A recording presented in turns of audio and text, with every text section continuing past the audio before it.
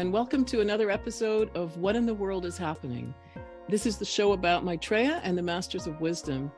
And today we're here to talk about Maitreya's teachings, one aspect of his teachings about communication, the power and the beauty of communication. At the end of the show, we'll do 30 minutes of transmission meditation, and we hope you can stick around and join us. It's free, it's very potent, easy to do for anybody over the age of 12. So stick around. I'm broadcasting from Edmonton, Alberta. My name is Sabina Qureshi, and with me today are Dick Larson in Los Angeles, USA. Hi, Dick. How are you doing? Hi, Sabina. Well, thank you. That's great. And John Pickles, all the way from New Zealand. How are you doing? Hi, Sabina. We've already talked about what time it is here. Just can we leave that, please? I'm feeling a bit fragile. Okay. Yeah, it's early morning for John, and it's tomorrow. That is for me, it's Saturday. For John, it's Sunday. Yeah. Yeah, kind of amazing time zones, right? And so all of our information comes from an organization called Share International, and we'll talk about that a little more later on as well. And so now just to jump into this topic, communication, it's something that I think that we're all very interested in. It's something that matters to everybody. Communication is something we do all the time. We do it better or worse at different times. Sometimes we do it with more thought, other times with less.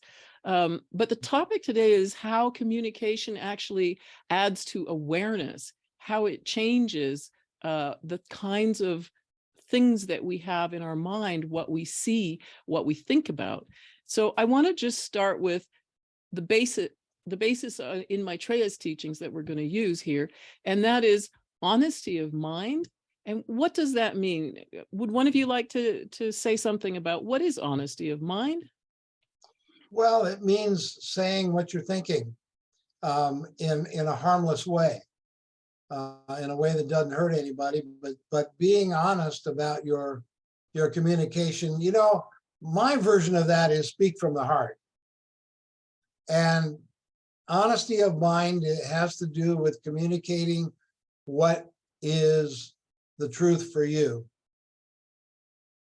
Well, I think, yeah, go ahead, John. Yeah. For me, I agree with Dick, and Benjamin Graham has said on a number of occasions that one of the issues we have with our communication is we think one thing, say something else, and do a third thing completely differently. So Right. Lining up that communication starts with this honesty of mind.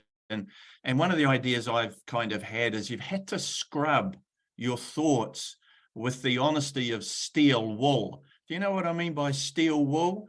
You've got to scrub away at your own thoughts to find that honesty. And it's a personal honesty. It's a personal commitment. And it starts this process. And so that would mean that, for example, usually when we talk about honesty, at least in my experience, usually I'm thinking, am I being honest with the other person? Like, am I telling them something that's true? But there's also the honesty within your own mind, right? I mean, like, are you being honest with yourself? Because, yes. You know, we probably are all familiar with that quote, to your own self be true. Otherwise, you can't be true to anybody else. So honesty within yourself is also extremely essential. And I don't know how much that's really taught or how much we know how to do that. But I guess in order to be honest with yourself, you have to know what's going on inside of you. Yeah, I mean, you have to be able to see it somehow. I guess it takes a degree of self-reflexivity. You've got to be able to, at some point, look at yourself or scrutinize your own thoughts and then decide if you're being honest. And I absolutely agree, Sabina, that being honest with others starts with this personal internal dialogue of honesty. Honest with yourself, and then you can be honest with others. Yeah. Yeah, because he does say honesty of mind, as opposed to just honesty blank, you know, honesty of mind. So then the second part is a very simple teaching, only 3 points. And the second one is sincerity of spirit. And Dick, when you talked about speaking from the heart, that was also what came to my mind, was that probably sincerity of spirit is in a way speaking from your heart, that you mean what you're saying with all of your heart. Yes, I think it has to do with intention. Mm-hmm. You have a real intention to communicate honestly. And that's, I mean, if people communicate so haphazardly and so lackadaisically that it isn't always the truth for them. It's maybe what they think you want to hear, or maybe something that just popped into their mind that they haven't really thought about much yet, but it's coming out of our mouth. You know, we do that all the time. And this is about being sincere. This is about the intention to tell your truth, I think. Yeah, I think the other thing too, Dick, is that when you're practicing honesty of mind, then you produce this sincerity of spirit. It's kind of, it flows from being honest with yourself. Yeah. Your communication with others then starts to be flavored with this sincerity. And Benjamin Creme uses that term, heart-to-heart conversations, Right. heart-to-heart communication. So that mental honesty produces this sincerity of spirit. They very much go hand in hand.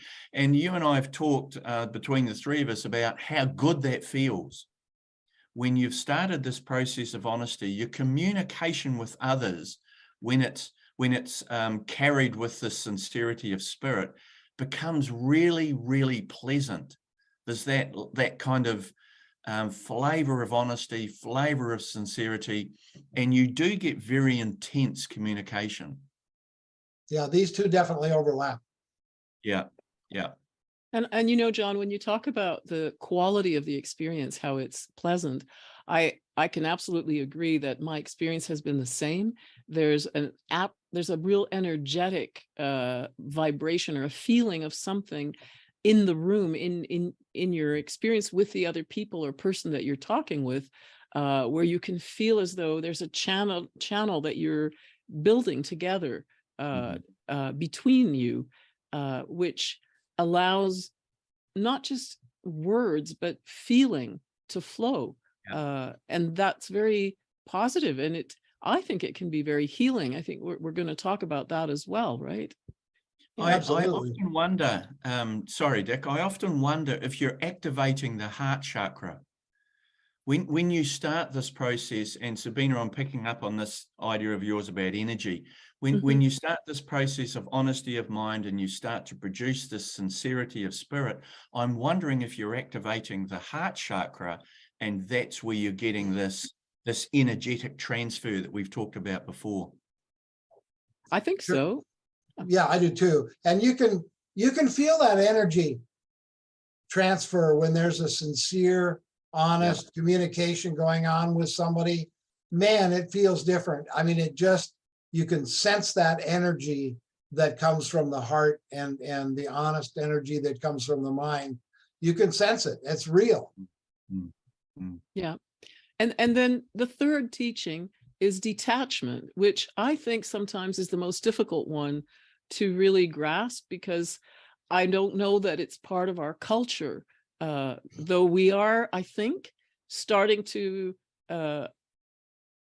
adopt it or look at it. I mean, you know the expression, I remember when this first started to appear, people would say things like, don't go there. And that referred to, you know, if someone started saying, oh, I'm such a bad person, their friend would say, don't go there. Like, don't start going down that track of thoughts. And I think detachment is related to this, because my understanding of detachment is it's about just taking one step back, so that you're still present and you're still part of what's going on, but you're not putting yourself right in the midst of it. You're observing. There's a part of you that's observing. Yeah. How would you talk about detachment, each of you?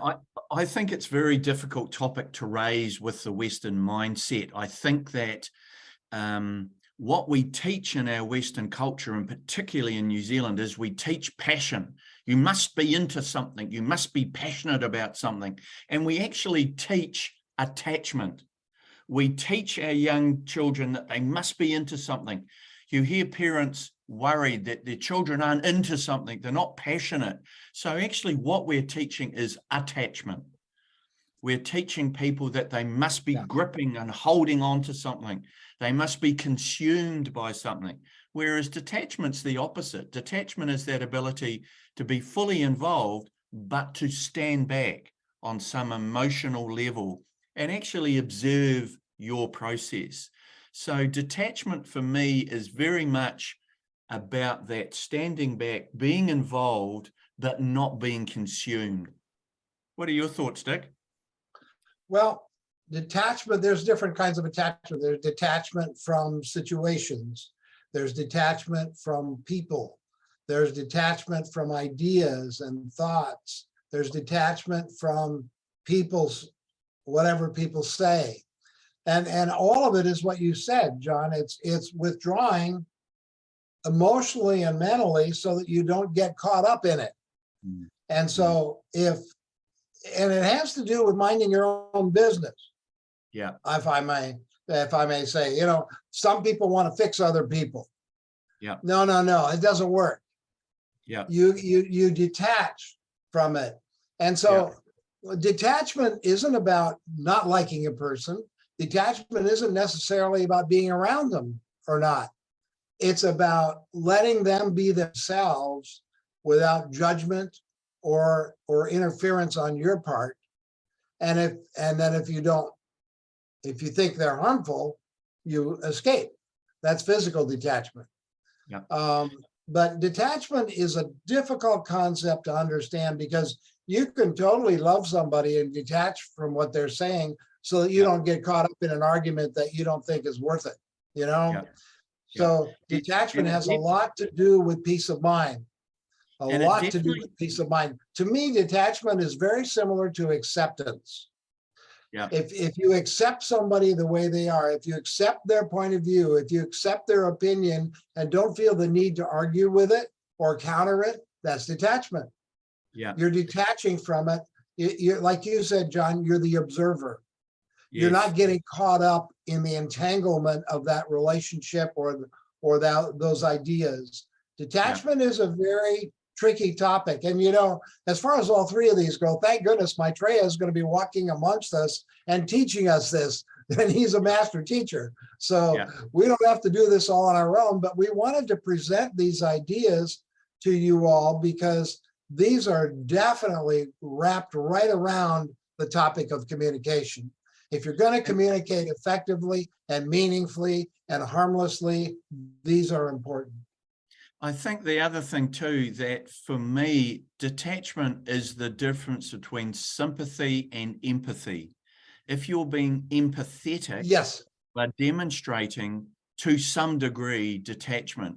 If you're being sympathetic, you've got your face in the emotional trough and you're trying to relive the emotion of the situation. If you're being empathetic, there's that ability to stand back a little bit and contribute, but not get caught up in it, not get messy with it. Do you know what I mean? Yeah. And the other thing that works is you can't have detachment without honesty and sincerity. Once you start practicing honesty of mind, you get this sincerity of spirit. You can then become detached from things. Yeah. All of these are about being happy. Yeah. They are. I mean, happiness is almost impossible without some level of detachment from certain things happening. For example, I have to emotionally detach from the suffering in the Ukraine right now, but I'm very empathetic about it. I mean, I really feel for those people, but it's not bringing me personally down. Do you know what I mean? I'm not enwrapped with them. It's not bringing me down. I just am very empathetic towards them and their crises. Well, and one of the ways to think about detachment, using your example, Dick, is if you think about a first responder, somebody who's Yes. on a crisis Yes. Yeah. zone or place, they have to be able to make decisions in the moment that matter, that might be a matter of life and death for somebody else, whether you're a doctor, a medic, or a police person. And so you need to be able to be detached in the sense that you have to have all your wits about you. John, I know you work in the police force, so you must have experience with this. Yeah. And that's actually a very good example, that those people that work in the emergency services find themselves in critical situations where they need to be honest and they need to be sincere with people, but they need to get the job done. And they can't stand there awash with the emotion of the situation. They're there to do a role, to do a job, and that requires honesty, sincerity, and detachment, because they are looking at the situation and trying to resolve it, not bathing in it. I think it's a good example. Yeah, I used to, I'm retired now, but I used to do therapy with the unfortunate people who get themselves addicted to substances. And as I'm doing therapy with somebody, or even with a group, but especially one-on-one with somebody, and they're sharing their deep issues and problems and guilt over things, I can't get, as a counselor or a therapist, I can't get caught up in that. I need to detach so that I can give them detached suggestions or advice, or I didn't like giving advice. I would try to come up with questions where they could find their own answers. So, but I could only do that if I was detached. If I was caught up in their misery, I was not a very good therapist. So detachment is critical in many things. Firemen, they look at a fully involved building and they know there's somebody in there. They detach from their fear and they go in even though they're afraid. Right. Well, and so that leads us to what I wanted to say next, and that is, our title is Communication Leads to Awareness, but the caveat is that that is true when you practice honesty, sincerity, and detachment. Yes. So communication by itself, just of itself, doesn't necessarily lead to increased awareness. Although I would say, even when you're not practicing honesty, sincerity, and detachment, every moment of communication is an opportunity to become aware. For example, simply to become aware of the fact that you aren't being honest. I mean, that's also one of the things that can happen. I've had that experience, absolutely, to realize suddenly, uh-oh, I'm not really telling the truth here. And then, of course, you can correct that. And awareness is the key to therapeutic success. You want your patient to become more and more self-aware. And so honest communication is the way to go there. And I had a lot of patients that didn't like me at first because I was so direct and so honest, and my questions went to the heart of the matter, that they didn't like me much. But we have a limited time to get things done, you know? And so once we got into it 2 or 3 weeks of therapy, then they would realize that what we're doing is really creating awareness within them of how to solve their problems. And it's absolutely true that communication leads to awareness. That's my experience. You know, my wife doesn't know how I feel about something unless I tell her. Now she's aware. It's that simple. Well, and if I didn't tell her, she wouldn't be aware. You know, and that would be in the way of our relationship. None of us are mind readers, right? Exactly. That's what communication is for. It's to tell each other things that we don't know, right? Yes. And Maitreya himself talks about the fact that, for example, in a family where there is communication and trust, there's happiness. And so we want to talk about what communication brings to you. And one of the very first things is trust. When people are open and honest with each other, that creates trust. You will trust someone who's honest with you. And I've noticed lately on one of the apps that I use to connect with people in my neighborhood, there are lots and lots of messages from people saying, I'm looking for an honest plumber. I'm looking for an honest repairman. And the word honest is there almost all the time. And so you can see that this is a very important quality that we look for in all aspects of our lives, and not just in our Yes. personal relationships. We need to be able to trust each other. Yes. Um, And this is yeah. true for nations. Nations build trust by being straight up with each other and by communicating rather than withholding information or ideas, communicating them. And it builds trust between nations. Yeah. And I think that the nations that are struggling with coherence and are struggling with separation are the nations whose leadership, their communication style has been found to be wanting, has been found to be dishonest. So I think one of the things we're seeing is not only people struggling with communication in their interpersonal relationships, but also at that national level, Dick, where we've seen so much trust lost within nations because of the quality of communication. We know it's dishonest, and therefore we withdraw our trust. It's very damaging for personal relationships, but also on that national level. Absolutely. And I think and that's one of the ideas behind the United Nations, is that all these countries can come together and communicate and increase understanding and trust between them, but it only happens if they're honest and sincere. Yeah. Yep. And there's another thing I wanted to share from something Maitreya has said about trust and communication. And he talks about changes in the family in our current times. And he talks about how the relationships in families are changing. I'll just read this. He says, now, before the baby is born, parents start talking to the baby who is in the womb. The baby is capable of responding. When the baby is born, the art of communication between mother and baby continues and grows. This is a new process, he says, and it's happening all over the world now. If there are contradictions between mother and child, the child questions the mother. That is, why do you do things like this? The mother explains, and the contradiction dissolves.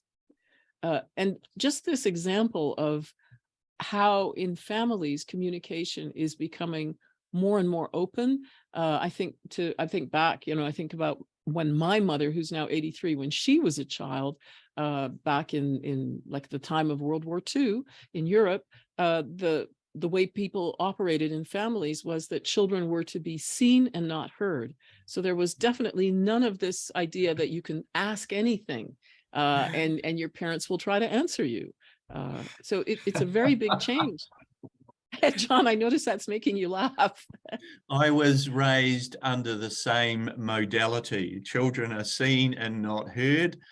And we also had all sorts of other rules around family holds back, FHB, family holds back. There was all sorts of, it's almost a parental dictatorship.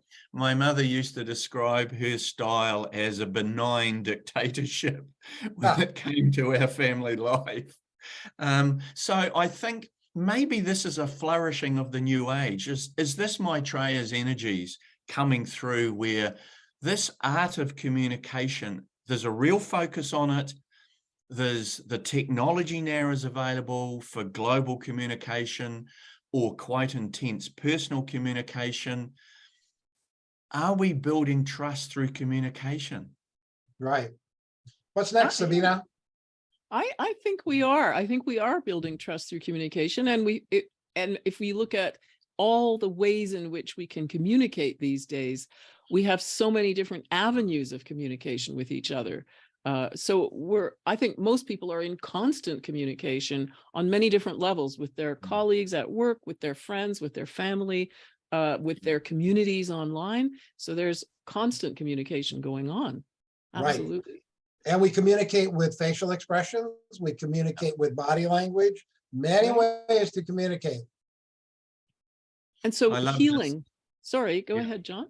I love this idea of it brings healing. And Yes. I guess that particularly in your role, you must have seen this where, if you could get your communication right, then you could see the change within your client. And if you structured their environment right, then you could see the couple communicating so much better. So there is healing within communication, surely. Yeah, as a result of Absolutely. it. Yeah. We Yeah, have a once- question from Billy Sevchuk. Thank you, Billy, for the question. And thanks for being here today. You've asked, how will Maitreya help to increase trust among nations? It's a very good question. I think that firstly, Maitreya, not only in his presence, but there is massive amounts of spiritual energy coming in at the moment. Maitreya brings in, of course, Ray 2, wisdom, love, wisdom, but there's the avatar of synergy that's coming through. There is all sorts of other spiritual energy that Maitreya's emergence brings through. So I think that we are getting a change in the energetic environment of the planet. The other point is when we're well now into the age of Aquarius, which is one of synergy, which is one of cooperation. So those things alone are bringing about the energetic platform that makes it easier for nations to communicate. And I think also... Oh, no, go ahead. Sorry, I thought you were done. Go ahead. And I think also that we now are starting to realize that we are one. We're on this spaceship called planet Earth together. We are now getting a very honest view of how damaged our spaceship is and what contributes to that. And we know we're all involved in that. And I think that those key issues of divine presence, of divine energy, and also human realization will start to contribute to this. We've got to work it out together. We've got to sort this out together, and that will start to build trust. I know you were going to say something, Dick. Sorry, I didn't mean to cut over you. Well, I think one of the biggest ways that he's going to create trust between nations is by the principle of sharing, which he will introduce. He is going to suggest that we find ways to share the produce of the world with those who don't have enough. And it'll be nations sharing their excess production with nations that need that particular product. And once there's no more starvation because the food is being distributed, once nations have enough of what they need to prevent dire poverty among their people, once they start sharing, that builds trust. And you see, you can't share something with somebody without them realizing that you're trusting them, and then the trust comes back. So I think one of the biggest ways that he is going to establish trust between nations is by introducing the idea of sharing. He says it's the only thing we haven't tried. Yeah. And one of his key phrases, Billy, is share and save the world. And he gives a lovely dissertation on sharing creates trust, trust creates justice, justice creates peace. And so we're in good hands. Maitreya doesn't come alone. And I think humanity's on the cusp, as Dick has said, of saying there must be another way to do this. You know, what we're currently doing is not working. We also have people within countries demanding of their politicians that they be honest, that they stop lying. And this is also having an effect on trust between nations, because people across nations, that is, say, regular members of the public, for example, in Canada, are in touch with regular members of the public in other countries who are talking to each other and saying, gee, our governments aren't being honest with us. And so on an official level, maybe the countries don't trust each other, but their citizens are working together and building trust. And I think it's almost as though each country is like a person who needs to practice honesty of mind. And so their internal, parts, the citizens are saying, wait a minute, you need to start being honest about this. You're not being honest. And I think this also leads to trust between nations eventually. Yeah, I think the other thing too, and our topic is communication leads to awareness. The three of us had a conversation the other day where I explained what our government was doing around some issues. You talked about what was happening in your countries. And so all of a sudden we got an awareness that, hold on, Canada's doing one thing, New Zealand's doing another, and the USA is doing something else again. So we both, I guess the three of us had some awareness around what's happening in each and every one of ours nation, so that we've got something to compare with. We can actually say we're doing things differently in each nation. Which one is working better? That's the awareness. That brings trust. That brings healing. Yeah, absolutely. And this feeling of connectedness, of union, I think that also brings a sense of joy, because we are, you were talking earlier about our Earth being like a spaceship Earth, and the feeling of being one, being all connected. Humanity is one. And I think we all know that somewhere in ourselves. We feel that we are connected, but we need to make it real on the physical plane. And one of the ways is through communication, another sharing, as you've said, Dick and John both. But I think that communication definitely does bring you to that feeling of connectedness and of being one. It removes a sense of separation. And I think that's one of the biggest reasons why we communicate with each other. Mm-hmm. Yes, Yeah. we didn't mention healing much, but just as a quick comment about that, communication in relationships creates healing in relationships. It allows healing to occur. If the relationship has got issues, communication can really help heal that relationship. As far as joy and happiness go, that comes from telling the truth. I mean, the old saying, the truth shall set you free, absolutely is true. When you communicate honestly with somebody who's important to you in your life, man, that feels good. Even if they don't agree with it, at least they now know what your point of view is, and they understand you better. They are more aware of how you view things. And that's a big relief. It's like a weight off your shoulders, you know, especially when you communicate something you've been withholding, because withholding does not work. It really, really hurts relationships, including between nations. But when you communicate something you've been withholding, oh man, it's like this weight lifts off your shoulders, and you feel really happy that you were able to do that. And it creates that union that's on the page here. Yeah. I think that's really important. In fact, I heard Sabina say something earlier, and she said, "I'm sorry, I didn't understand what you said." Mm-hmm. And that was an interesting comment, because it opens up this ability to now communicate. You know, we're talking about some things, and Sabina said, "I'm sorry, I didn't understand what you said." So all of a sudden, we've got that ability to start again, and we've got that ability to restructure what we were going to say so that we can understand. And that does create that feeling of happiness and of union, because I now understood that Sabina didn't understand. And it enabled us to kind of reset the communication, which resets your relationships. Really an interesting admission, Sabina. "I'm sorry, I didn't understand what you said." It's very powerful little comment. I really appreciated it.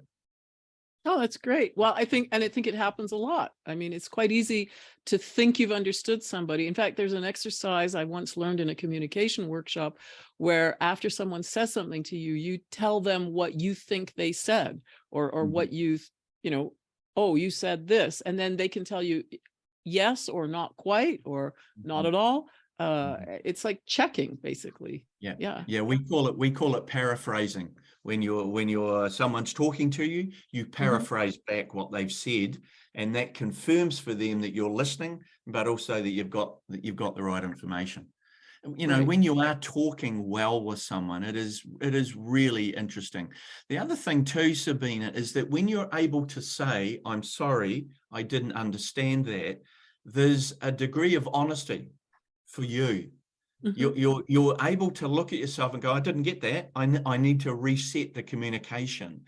And I think it takes a degree of courage to be able to acknowledge you didn't get it. I didn't understand. Right. So yes, This communication is, when you start looking into it, it does bring trust. It does bring healing. It does bring joy and happiness and union. It's an incredible skill set. Yeah, that's true. I worked as a teacher for a while, and I used to tell people in the class, don't be afraid to ask a question. Never think that it's too dumb, because there are probably about 5 or 6 other people who have the same question, but they might be feeling shy about asking or about revealing that they don't know something. And the more that you feel free to say, I don't understand, the better. Absolutely. Yeah. We've talked about this, dissolve separation and misunderstanding. That's just what you were exactly talking about, John. Increases understanding. Exactly. And here, conflict resolution, how communication can lead to cooperation. And I guess this is really along the same track. When you think about the role of mediation, for example, between countries who are in conflict, when there's a war, for example, and they need to sit down and establish how they're going to cease fire, how they're going to stop fighting. The role of mediators is extremely important. These are the people who can help the two sides communicate when they're stuck, they're in a stalemate, and they're not able or willing to communicate. Yeah. Dick, I'm wondering if this was an area that you had a lot of input into in your working life. Well, sure. I mean, first of all, cooperation is one of Maitreya's teachings. So it fits perfectly in here. But yes, it does, because if you're communicating honestly and sincerely with somebody, then you're working with them, not against them.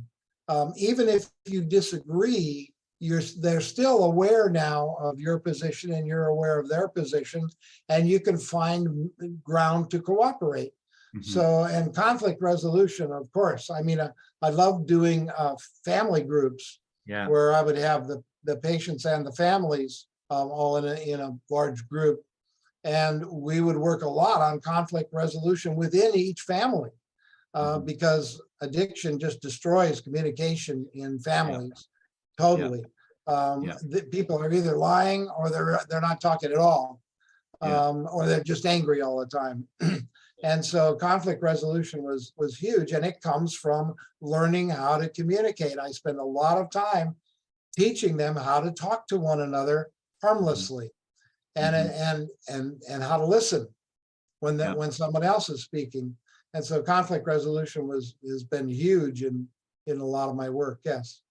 So Dick, I'm constantly intrigued by this addiction model, and I know that you worked in that environment. And I guess for me, if we come back to our topic, and we started with honesty, sincerity, and detachment, is that the first step for the addict, is to be able to say, I am an addict? Is that where you're trying to take people when you're communicating with them? Yes, it's one of the most challenging things for a patient to admit, because they think it means they're bad. Yeah. And so it takes a long time to get there. First, you have to establish a safe space in which you're doing your counseling or your therapy. And then they start to slowly open up. And I've used that phrase, the truth shall set you free, so much in my counseling and my therapy with the addicted patients and their families, because they just, look, addicts have to lie to cover up their addiction, to cover up the source of their obtaining the drug and everything else. So, I mean, if the addict told the truth to their family would say, you need to stop. Well, that's the last thing an addict wants to hear.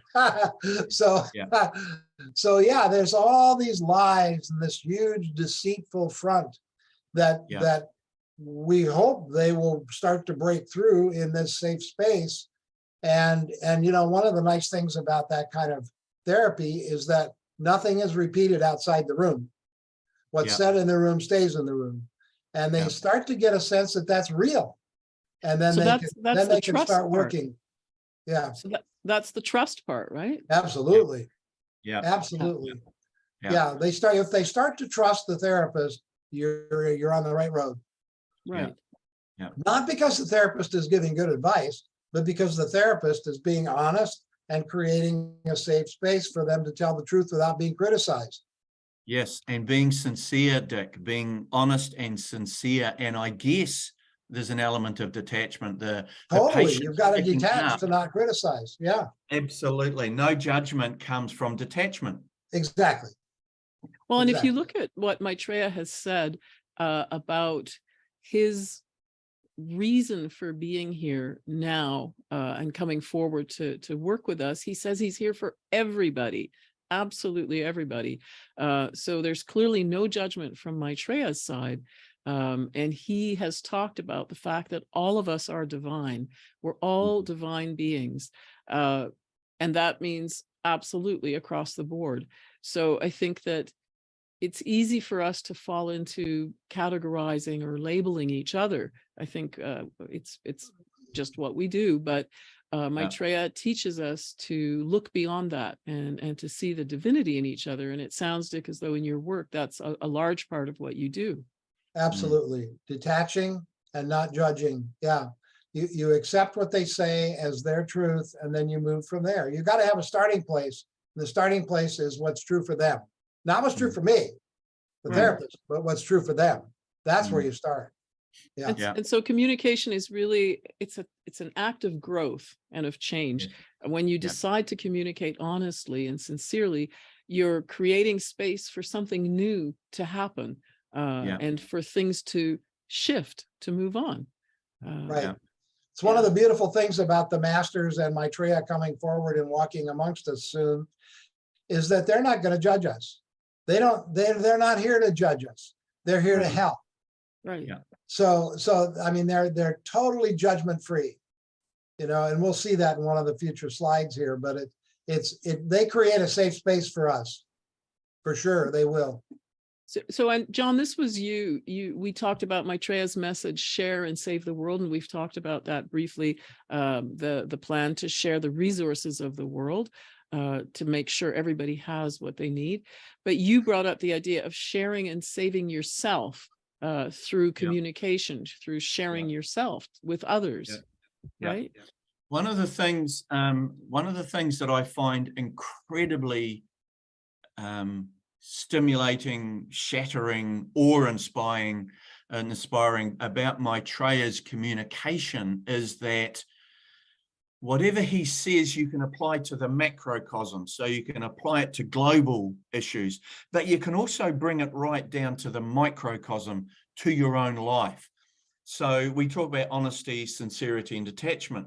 That has the ring of a personal practice, but actually, as Dick pointed out earlier, it's also something that needs to be practiced at the UN, at that global level, at a national level. So when Maitreya talks about sharing and saving the world, that idea for me is if I share myself, I can save myself, but also I'm contributing to the wellness of the world as well. So when I share and save myself, I start that process of honesty. I start that process of sincerity. There's a degree of wellness attached to that. So I'm saving myself. But also with that level of communication, I'm contributing to the wellness of others and also the wellness of our human life. So I'm not sure that I'm explaining that well, but it seems really intrinsic for me that sharing myself with others on some level is good for everybody and is good for me. Well, I think it is, because I think that when you share yourself, you free up energy. You allow things to move. It's like a massage almost, an energetic massage, and that has an effect not just within yourself, but around yourself. And I think it's something that I think we're all connected. So I think it does have an effect on everybody. I mean, we may not feel it. I mean, we may not be aware of it if we're not in the room, but you've probably heard that expression when people started talking about climate change and about how ecosystems are connected, that, you know, a butterfly's wing fluttering over here can have an effect on the climate pattern somewhere else, just to illustrate that things are connected. So I think in that sense, yes, you do have an effect on a much larger scale than you're aware of or that you can necessarily see.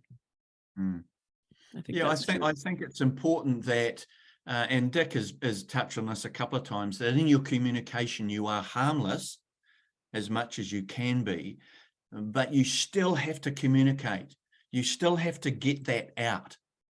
And if you're sitting and stewing on ideas or stewing on issues, particularly at that interpersonal level, then nothing gets resolved, nothing gets done or finished. I'm interested in the 7 rays, and Benjamin Creme talks about the esoteric teachings in the 7 rays.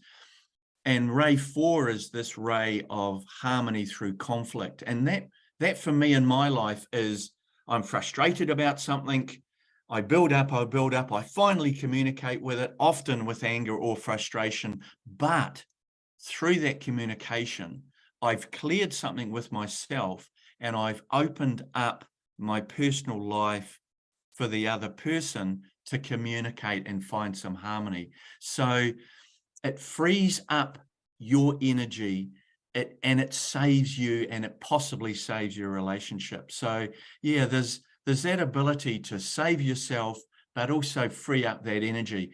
I'm often thinking, Dick, about when you finished working with a family and you felt it's been successful and you leave the room, is there a sense of almost clearness within you that you've done something, you've expressed, and there's kind of a sense of victory? Have you ever felt that?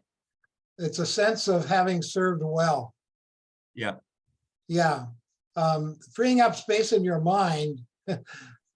When we have something important that we're withholding from someone that really needs to be said, and it's not hurtful, when we finally share that, yeah, it's like we can let go of it. It's not bouncing around in our head anymore, because it will until we let it out. Yeah. And once we let it out, it frees up space in our mind. I mean, it really does. It stops that obsession of constantly thinking about it, because now you can let it go. It's out there. Yeah. And I love this next idea about testing your thoughts. They're out there. And so when you do share them, when you do get them out, you suddenly go, oh, that doesn't sound so good. It sounded fine in here, and now I've got it out. Doesn't sound so good. Right. And you're going to get feedback. You're going to get feedback. People are going to let you know if that went over well or not, you know? So now you know how they took it. And now if they took it incorrectly, you can explain further. And so it just starts this ball rolling of communication and exchange and cooperation and understanding and awareness. It's all wrapped up in one big ball. Yeah. Sorry, Sabina. No, that's fine. I was just thinking we've come to the end more or less of what we wanted to say about communication leading to awareness and how that works. And we'd like to just say, where did we get our information? Whoops, I went too far ahead. Hang on a second. So Benjamin Creme is the source of our information. He's the person who's given talks, traveled around the world for about 40 years talking about Maitreya and the Masters of Wisdom. He published 17 books, and those books are available easily. We'll give you the links in a second, and there are 4 of them that you can read free. You can download them free right away if you want to. And one of the things he talked about, and we've touched on briefly, are the Masters of Wisdom. And who are they? We've talked about Maitreya. He's one of the Masters of Wisdom. The Masters of Wisdom are people who've completed their evolutionary journey. What that means is they've learned everything there is to learn. They've grown in all the ways you can grow through living here on the earth. And they're also called sometimes the Lords of Compassion. We can think of them as our elder brothers and sisters. And they don't generate any negative karma. They're perfectly harmless in everything they do, think, and say. They never infringe people's free will. That's very important. It is, yeah. So in that sense, from our perspective, they're perfect. Of course, from their perspective, there's still further to go to evolve, because evolution is not a closed system. It's endless. It's open-ended. And the big news, and this is what Benjamin Creme was traveling around the world telling people, is that now is a very special moment because the Masters of Wisdom are stepping into our lives openly for the first time in a very, very long time. They're here to help us transition through this period of crisis that we're in as we remake all of our institutions, all of our ways of doing things. Our free will is sacred, and they will never, ever make us do anything. That if people are afraid that they're going to be controlled because they're called masters, no, they're called masters because they're masters over themselves. And they have become perfected human beings, but they're never going to force us to do anything. They're teachers. They're going to make suggestions. And then we have free will. We can either follow their suggestions or not. And of course, not everybody's going to follow their suggestions when they first begin their mission amongst us, but a lot will. Right. And I see that John, our chat host, has put links into the chat for where you can, you can get more information and you can buy the books or download the 4 free books. Then Maitreya himself, we've mentioned him. He's one of the Masters of Wisdom. He's sort of the leader of their group. And he's expected by all the world's major religions, but he's here for everybody, whether you're religious or not. He's really our elder brother, and he will be with us for the next 2,250 years to help us. Isn't that amazing? It is. He built his own body, so he doesn't need to eat or sleep, and he can't be killed. And he will be with us for the next 2,000 years, the entire age of Aquarius, making suggestions. He'll be at the center of humanity. So when we come back into our next lifetimes, Maitreya will still be there, and he'll be making suggestions. And he will help. His unconditional love will be amazing. I can't even imagine what that'll be like to experience. The thing that I found really important about this aspect of the story is that the source won't go away. So one of the issues we've had with previous teachers is, firstly, for instance, Jesus, he could only speak to who he could get in front of. So small groups, and they had to travel, or he had to travel.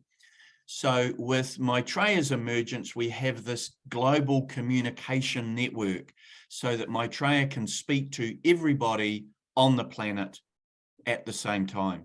The second thing that I think is really inspiring for me is that he's going to be here for the age. He's going to be here for 2,250 years. The source of the information is not going away. So there's no distortion.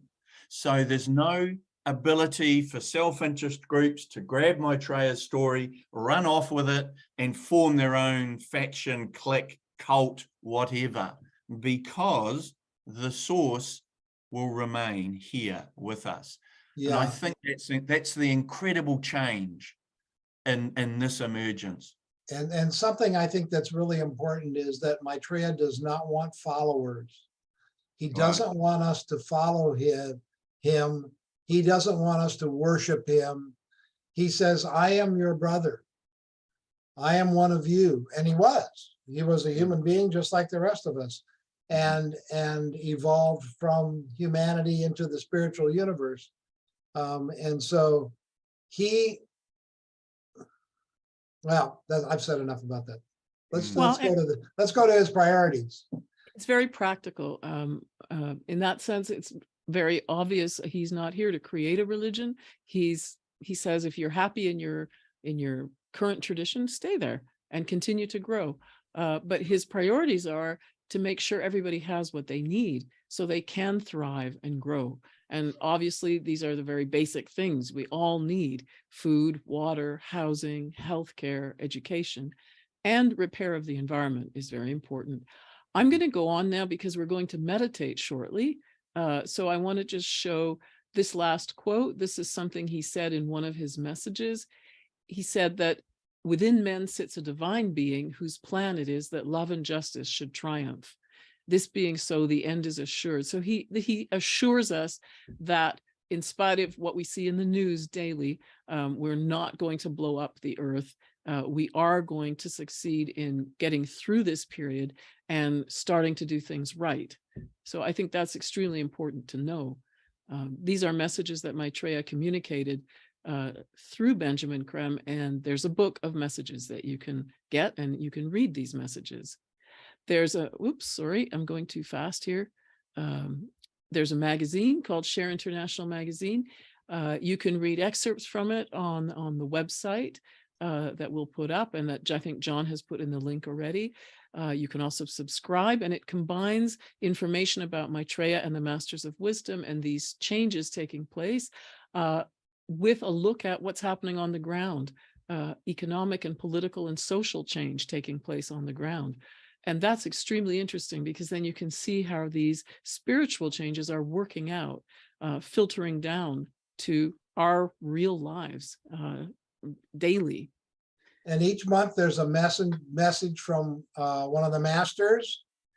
And there's also a question and answer session on the back page where Benjamin Creme answers questions that were asked about everything from politics to spirituality to, well, I don't think he does recipes, but I'm kidding. But it's really, this is an unbelievably wonderful magazine. High quality, glossy pages, beautiful photos, especially of UFOs, and other things that talk about our space brothers and sisters. But it's really a great magazine. And it's a great snapshot of alternate media. And it's a great snapshot of good news that's happening on planet Earth. And there's no advertising. And it's sold basically at cost. I mean, just about anybody can afford this magazine. That's right. Yeah. And so then if you're interested in where we're getting our information, the main website is share-international.org. You can also watch videos on Share International on YouTube, and you can get the books from share-ecart.com as well. 4 of the titles are available free to download. We've got them up on the screen there. The Ageless Wisdom Teaching, The World Teacher for All Humanity, Transmission, a Meditation for the New Age, and The Awakening of Humanity. So we're going to go to the transmission part, the meditation part of our presentation. Just before that, I want to mention a podcast that you might be interested in called Mystic Takeaway. These are extraordinary events, sort of real things that are really out of the ordinary that people share with the host, Elisa Graf. There are dozens of episodes. Just Google Mystic Takeaway in podcasts and you'll find it.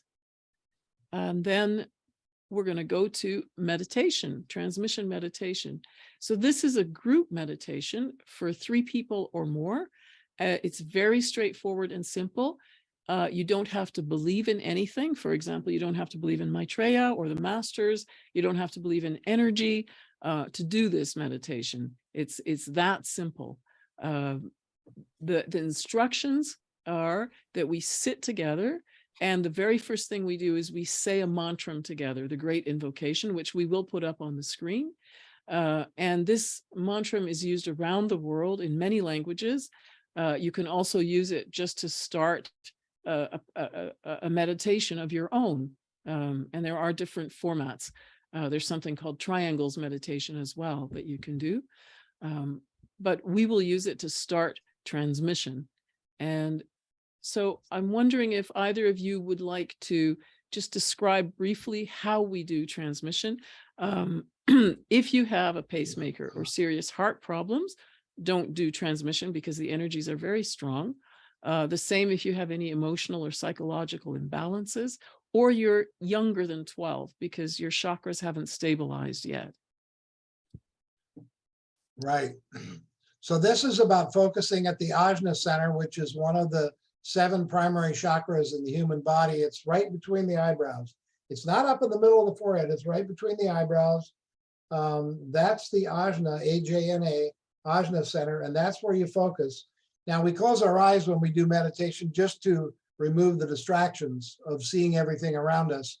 So you would close our eyes and you sit with your back up straight so your chakras are lined up. You can lay on the floor, but I don't recommend it because you're going to go to sleep. At least most of the people I know did. So find a comfortable chair that allows your back to sit up straight. And then you just put your feet flat on the floor and make yourself comfortable. And just kind of hold yourself in that position, and you focus at the Ajna center. we say the great invocation, and then in order to stay focused, which is challenging for us, because what's going to happen is our attention is going to drop down to our solar plexus. And you'll know that because either your eyes will be looking at the floor or your head will go down. You'll know that you've lost focus. So then you just think, you don't say it out loud, it's not a chant. You think, OM, Om, Om, a couple times like that. The O activates the heart chakra and the throat chakra, and the M activates the ajna center and the crown chakra. And so you just think Om a couple times, and it will, especially with practice, will bring your attention right back to the ajna center. You don't meditate on Om, you just use it to refocus, to realign. And that's it. Those are the instructions. See? Right? Yeah. Now we're going to do this meditation and we'll connect with each other through this medium right now. You might be on Facebook, you might be in the Zoom with us, but we will connect energetically while we do the meditation. Before the pandemic, people used to do it meeting physically, in the same room, in somebody's home, in the library, in a bookshop, for example. But since the pandemic, people have started using medium like Zoom, for example, to connect.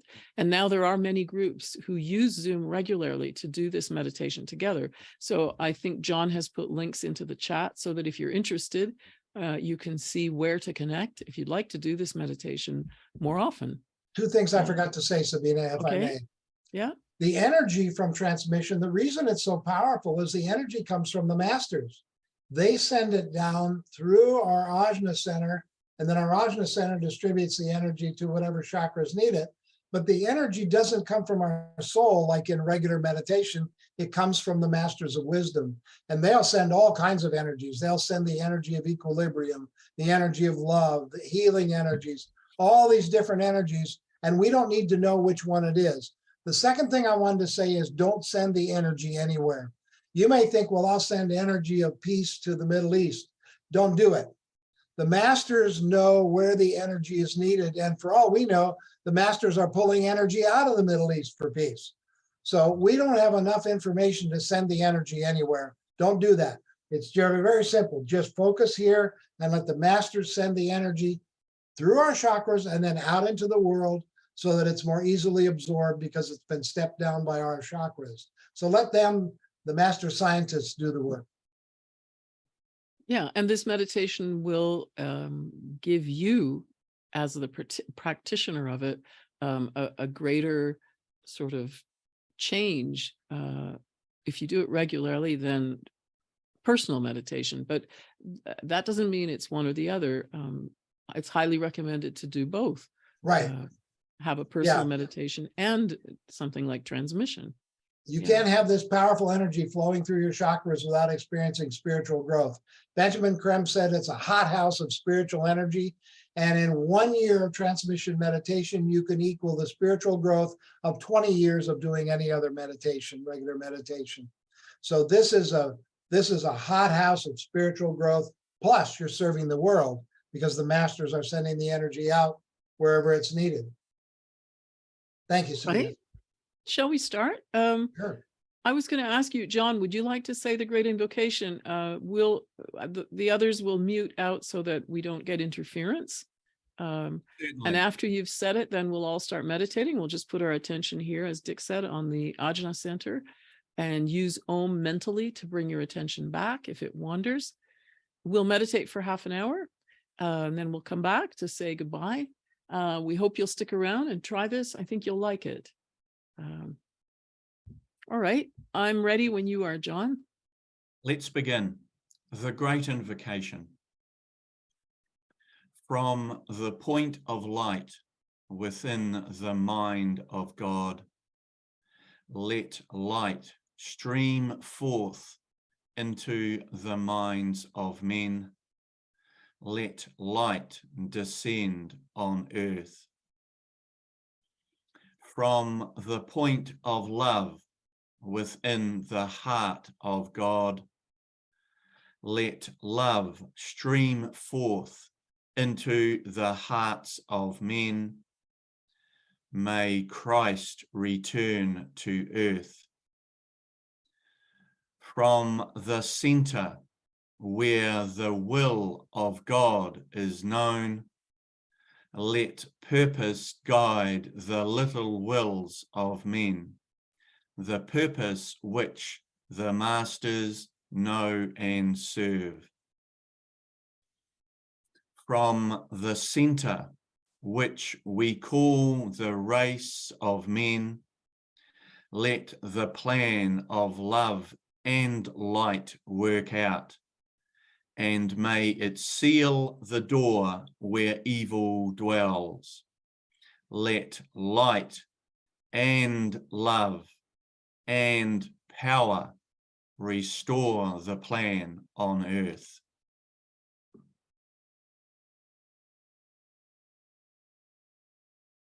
Close the eyes, sound the Om, hold the attention at the Ajna center.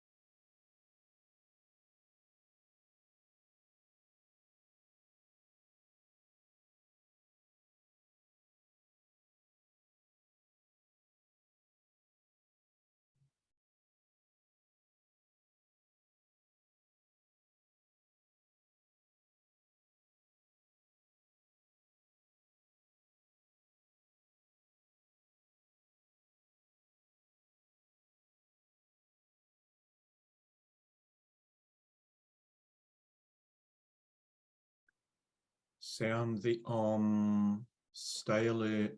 Stay aligned. Hold the attention on the Ajna center.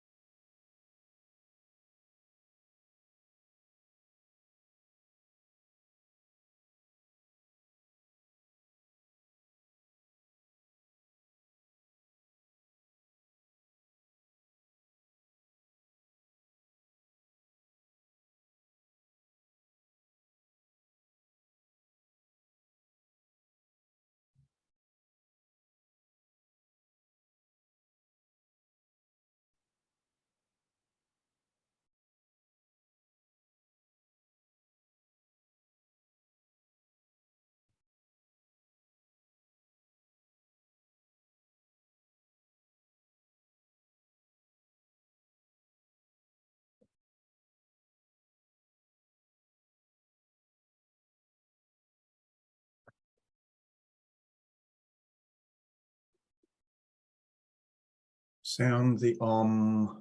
Stay alert. Stay aligned.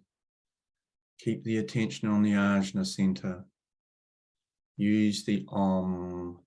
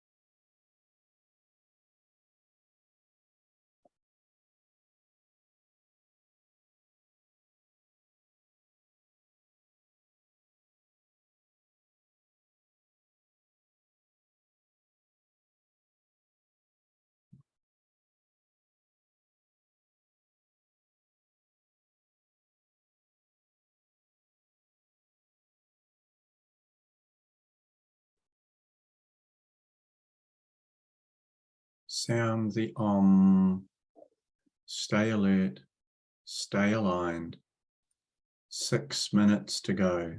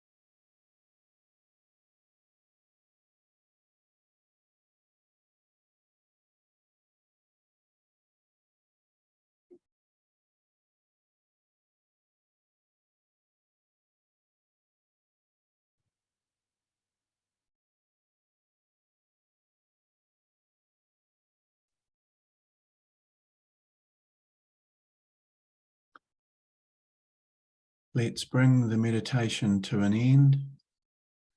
Slowly relax and let go of the Om. Bring your attention back to the screen.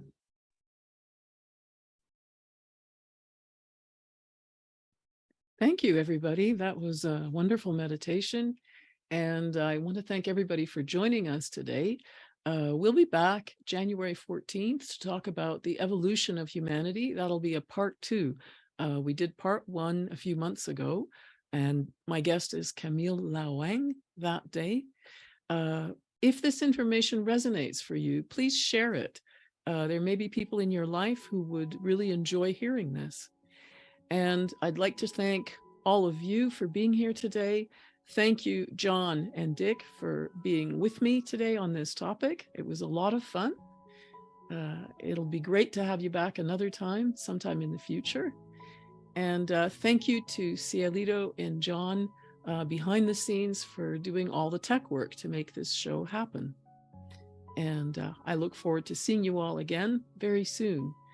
Have a great weekend. Bye-bye.